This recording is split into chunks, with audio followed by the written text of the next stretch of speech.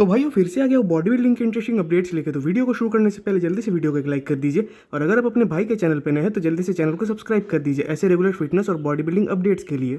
तो भाई आज की सबसे पहली अपडेट आ रही है हमारे सैमसन दौदा की तरफ से। अब ये अपडेट शायद रोमानिया प्रो से कुछ घंटे पहले का ही उनका फिजिक अपडेट होगा, क्योंकि अगर देखने जाए तो जब तक ये वीडियो आएगी तब तक तो शायद शो शुरू भी हो जाए।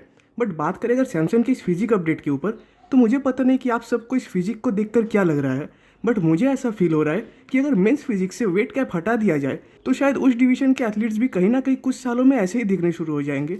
बट अगर सही बताऊँ तो सैमसंग की फिजिक मुझे एकदम इंसेन लग रही है, क्योंकि पहली बात तो इनमें साइज़ की कोई कमी नहीं है, चाहे वो आर्म्स की हो, चेस्ट की या शोल्डर्स की। बट साथ ही साथ उनका वेस्ट स्मॉल आने के कारण शोल्डर टू वेस्ट का जो रेशियो आता है, और साथ ही साथ जो एस्थेटिकनेस उनके फिजिक्स से निकल के आती है, तो अगर सैमसंग इतने बड़े अगर नहीं भी होते, मीन्स कि अगर वो मेंस ओपन में कम्पीट ना करते और मेंस फिजिक में कम्पीट करते, स्टिल उनका जो शेप और जो प्रोपोर्शन है वो कहीं ना कहीं इनको इस डिवीजन में भी टॉप में रखता। वैसे अभी तो ये एक मास मॉन्स्टर है, और वो भी 300 पाउंड्स के एक ऐसे मास मॉन्स्टर जिनके सामने ओलंपिया के दो बेस्ट बॉडी बिल्डर्स भी छोटे लग रहे थे।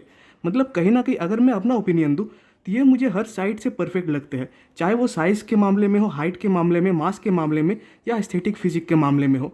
एंड अगर बात करें इस ओलंपिया के ऊपर, तो मुझे नहीं लगता कि वो अपने पूरे फिजिक के पोटेंशियल पे आए थे।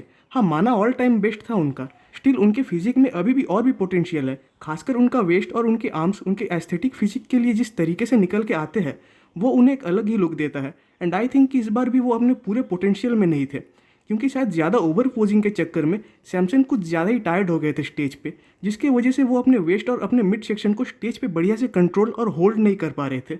बट स्टिल ओलंपिया के टॉप लाइनअप में उनका गट मुझे सबसे बेटर लगा। वैसे भाइयों अगर बात करें अभी के रोमानिया प्रो के ऊपर, तो मेरे ख्याल से सैमसंग इस शो को जीतेंगे, क्योंकि माना नेथन डियाशा, बेहरूस तबानी ये लोग आ रहे हैं, बट वो सैमसंग के आसपास भी नहीं रहेंगे। अब मुझे अभी ये तो पता नहीं कि सैमसंग कैसी फिजिक लाने वाले है, मतलब ओलंपिया से बेटर होगी या बुरी होगी, बाकी तो रोमानिया मसल प्रो में ही पता चलेगा। अब भाई अगले अपडेट की ओर बढ़ने से पहले आप सबसे मेरा एक रिक्वेस्ट है कि अगर आप सबको मेरा ये रेगुलर कंटेंट अच्छा लगता है तो आपके भाई को सपोर्ट करने के लिए प्लीज़ इस चैनल को एक सब्सक्राइब कर दीजिएगा। अगली अपडेट है भाई नेथन डियाशा की तरफ से, एंड अब जाके इनके तरफ से भी इनका फाइनल एक वन डे आउट का फिजिक अपडेट आया हुआ है। अब नो डाउट नेथन ये बात तो जानती है कि इस बार उनका पाला सिर्फ किसी प्रो बॉडी बिल्डर से नहीं, बल्कि एक टॉप 3 में आए हुए बॉडी बिल्डर से है, जो कि पोटेंशियल रखते हैं फ्यूचर में मिस्टर ओलंपिया जीतने का, एंड जो कि है सैमसन दौदा। वैसे नेथन भी कोई नए बॉडी बिल्डर नहीं है, बल्कि वो भी फिलिप के टाइम से कम्पीट करते आ रहे हैं, तो उनको भी हल्के में लेना तो सही नहीं। हालांकि लास्ट 5 ओलंपिया में वो कम्पीट ही नहीं कर पाए अपने लीगल चार्जेस और वीज़ा इशूज़ के कारण से। बट भाई अब जाके उनको एक चांस मिला है कि ये प्रूफ करने का कि वो अभी भी टॉप बेस्ट बॉडी बिल्डर्स को टक्कर देने का पोटेंशियल रखते हैं, क्योंकि जनरली शो में नेथन और सैमसन के बीच ही टक्कर होगी। वैसे मेरा मानना है कि नेथन सैमसन को हरा तो नहीं पाएंगे, बट अगर वो सैमसन को एक बढ़िया टक्कर देते हैं देन स्टेज पे ज़रूर उनका पोटेंशियल साबित होगा कि अभी भी वो टॉप को क्रैक करने का दम रखते हैं। अब बात करें इनके फिजिक की, तो सबसे इंप्रूव तो मुझे इनके क्वाड्स लगे। साथ ही साथ क्वाड्स बहुत ही ज़्यादा सेपरेटेड भी आ रहे थे, एंड साथ ही साथ ये स्टेज पे सैमसन को किसी चीज़ में टक्कर दे या ना दे, बट एस्थेटिकनेस के मामले में तो ज़रूर टक्कर देंगे, क्योंकि इनका भी वेस्ट पहले से आज तक एकदम स्मॉल आता है, जो कि एक एडवांटेज है। बाकी तो देखने वाली बात होगी कि ये स्टेज पे कैसे आते हैं। अगली अपडेट है भाई एल्फ्रेड शिरियाक की तरफ से। अब मुझे पर्सनली इस बात का ज़रा सा भी अंदाज़ा नहीं था कि एल्फ्रेड इस साल फिर से किसी शो में कम्पीट करेंगे, क्योंकि शायद उनका अनाउंसमेंट भी था कि अब वो नेक्स्ट ईयर ही कम्पीट करेंगे। वैसे ये शो इनका 3rd शो होने वाला है इस साल का, एंड आई थिंक कि सबसे कम्पिटिटिव भी। वैसे लास्ट 2 शोज़ में एल्फ्रेड ने बढ़िया फिजिक तो लाई थी, बट जीत नहीं पाए थे, एंड आई थिंक इस शो में भी उनकी प्लेसिंग पीछे ही रहेगी। अगली अपडेट है भाई एंड्रे प्रेस्टी की तरफ से। अब इस साल ये ओलंपिया में पहली बार प्लेस हुए इनके 3 साल के ओलंपिया कंपटीशन में। तो वैसे तो इनका भी एक फिजिक अपडेट आया हुआ है जिसमें कि ये अपने बैक पोस्ट को हिट कर रहे हैं, बट अगर सही में बात करें तो इनके वीक पॉइंट है इनके लेग्स, जो कि इनके अपर फिजिक से मैच नहीं होते, और इसी वजह से जजेस इनको कहीं ना कहीं पीछे ही प्लेसिंग देते हैं। वैसे इस कंपटीशन में भी इनको बढ़िया प्लेसिंग मिलने के चांसेस मुझे तो नहीं दिखते, बट इनके पास एक मौका होगा कुछ टॉप बॉडी बिल्डर के साथ अपने फिजिक को कंपेयर करवाने का। अगली अपडेट है भाई हॉर्स एमडी की तरफ से। अब कल भी इनका अपडेट आया हुआ था और आज भी।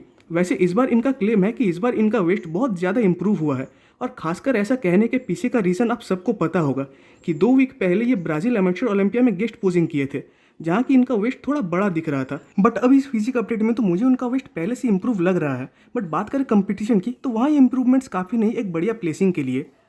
अगली अपडेट है भाई लोगन फ्रैंकलिन की तरफ से। अब इनका 1 वीक आउट का फिजिक अपडेट आया हुआ है, जिसमें कि वो कम्पीट करेंगे शॉन रे क्लासिक में, जिसको कि बहुत लोग हवाईयन क्लासिक नाम से भी जानते हैं।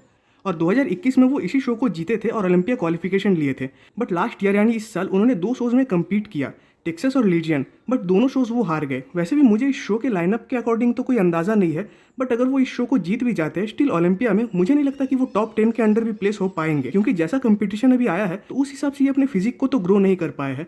बाकी देखते हैं कि अगले शो में क्या होता है।